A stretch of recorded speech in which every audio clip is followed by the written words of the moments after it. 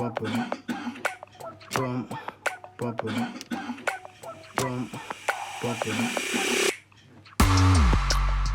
Okay folks, welcome back. My name is Matt Popovich and this is a long overdue updated resynthesizer plugin installation video that I should have posted a long time ago. But I wanted to apologize for everyone that went through all the hoops in my last video to actually install the resynthesizer plugin. At the time, that was the only way I knew how to get it working. And while it did work for some other people commented that they got lost along the way and didn't have any success. This updated method is much easier and only requires 2 commands in the terminal to get things working. There is no additional installation of Brew or any other software that is necessary. And I have confirmed that this is working on 4 different Macs. I had a Intel Mac running Catalina that works on there, an M1 Mac running Big Sur, an Intel Mac running Big Sur, and what I'll show you today is a M1 Mac running Monterey. So if it still doesn't work for you, I'm going to be angry, but let me know in the comments and I'll try my best to help you out. Before we get started, I'd like to just give a shout out to Philip Brown. Philip emailed me after reading my blog post on my website of how to install the resynthesizer plugin. The post is just a carbon copy of my YouTube video, but he's the one that introduced me to this easier method, so I'd like to thank them for that. It's great to see the community reach out like that, and it's just something you love to see. So with that, I think we'll get started from the bottom. And when I say that, I mean we're going to install GIMP, then we'll install the resynthesizer plugin, and then I'll show you the 1 command, I guess 2 commands you have to run to actually get the resynthesizer plugin working. Let's go. Okay, so as I mentioned, I have a blog post on the subject, so I will just be using that to guide us through this. So for starters, I'll have a link to this in the video description and also my website. But we're going to start by downloading GIMP.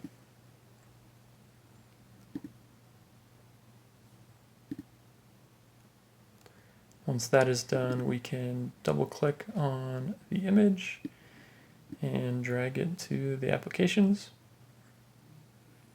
We'll then copy GIMP to our applications folder.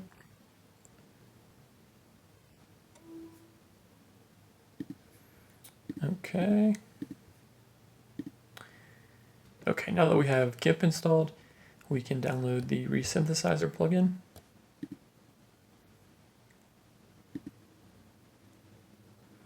And then in Finder, we can go to our downloads folder and extract the resynthesizer plugin. Then we can open that folder. And so this is the resynthesizer plugin here. These are all the Python files for it. And we need to move these into the GIMP plugins folder. So I'm going to copy this path and then back in Finder, I'm going to make a new tab and I will go to the folder that I just copied, the path that I just copied. We can get to this also by pressing Shift Command G. I will paste that in there. And yeah, this is the plugins folder for GIMP. And we can select all of these with Command A and then drag them into the plugins folder. So now if we scroll down here, yeah, there's our resynthesizer plugin and yeah, everything that we just copied in. So now that's it. The resynthesizer plugin is installed, but as I will show you, it's probably not going to work. So I will open up our search bar here and we'll go to GIMP. And that's just a security check that Apple does just to make sure that you actually want to run that software.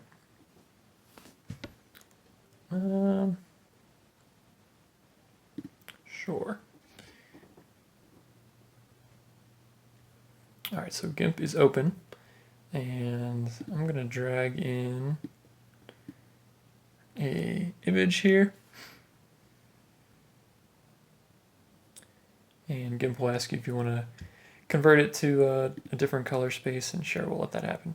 So here's your example. Say for instance, we want to remove this guy from this nice picture of nature. Not too often do you get all this neatness in one location. That's called nature. And to do that, I will press R to go to the rectangle selection tool. You can also right click here and go to rectangle select. And we'll be very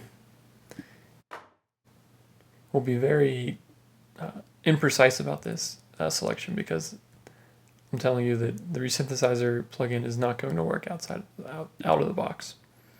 So then we'll go to filters, enhance, and heal selection. So this is what you get when you install the resynthesizer plugin. So we can try to run this, and that's when we get these errors. So the fix is for these errors to correct them. And basically what's happening is that the resynthesizer plugin is looking for this dynamic library, and we don't have it installed. Well, we do have it installed, but we have an older version. So we have to tell GIMP to use this older version, just act like it's the new one, and everything will be fine. So to do that, we are going to open up a new terminal window. Okay, just kidding. Before I open up my terminal window, I'm going to close GIMP, or quit GIMP, and then I will open up a new terminal window. And from here, we need to go to our GIMP library folder. So let me make this a little bit bigger for you guys. So we are now in our GIMP library folder, and from here we need to look and see if this library is installed. So I will do an ls to show all hidden files, libintl, and see what we have. So we do have this 1.8 installed, but from what I can tell, the resynthesizer plugin is looking for 1.9. So what we will do is we will make a symbolic link from 1.8, and we will make it look like it is 1.9. So now if we press the up button, we can go to a previous command, and we can see here that we have 1.9 now showing, and it actually points to this 1.8 library, which from all of my testing, that is all you need to get the resynthesizer plugin to work. So now we can go back and reopen up GIMP. Alright, so once again we will bring in our image where we have something that we want to try and remove. And for this one, I'm going to be a little bit more precise with our object here. So I will more carefully select around the item that we are, the item or the object that we're trying to remove from the image.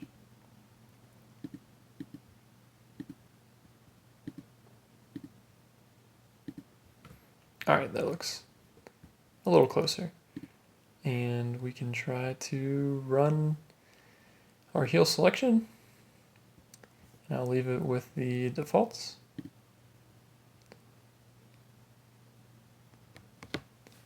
And we'll let this run.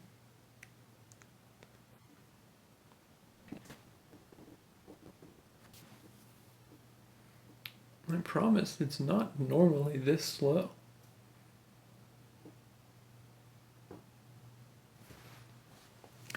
Well, it's tough to do when there's water there, but I mean, I guess that looks a little bit better than it did, but yeah, the moral of the story is not how good the plugin works, but just how to get the plugin working. And it does work pretty well, but not for images like this that have a lot going on in them. But for images where you have a steady background or a constant background, I've found that the resynthesizer plugin does work very well. And I'll put some clips in here of me testing this on those other Mac versions that I mentioned. Okay, so first up, we will dust off my old 2012 MacBook Pro running OS Catalina. And I had already made the symbolic link at the directory that I described in my previous video. So I'm just showing you here that that works successfully. And then once I remove that symbolic link, I will run it again. And as you'll see, this does not work, and it gives us the error that we expected. So now I will use the new method that I described in this video to create a new symbolic link, and I'll show you that that works as planned. And this shows a little bit of a better use case of this plugin. And again, water is kind of difficult to do. Next up is my 2014 MacBook Pro running Big Sur. And same with this one, I had already made the symbolic link as I described in my old video, and that works here successfully.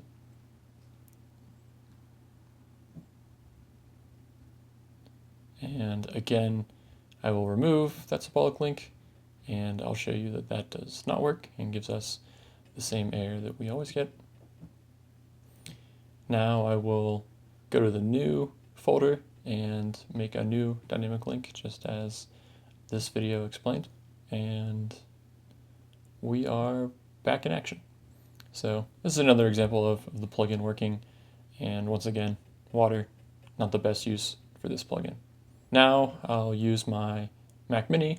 It's an M1 Mac running Big Sur, and for this one I had to go through the whole process of downloading GIMP and then downloading the resynthesizer plugin, and then I installed the resynthesizer plugin, and showing you here that same error as always, and then I will make the symbolic link, and we're good.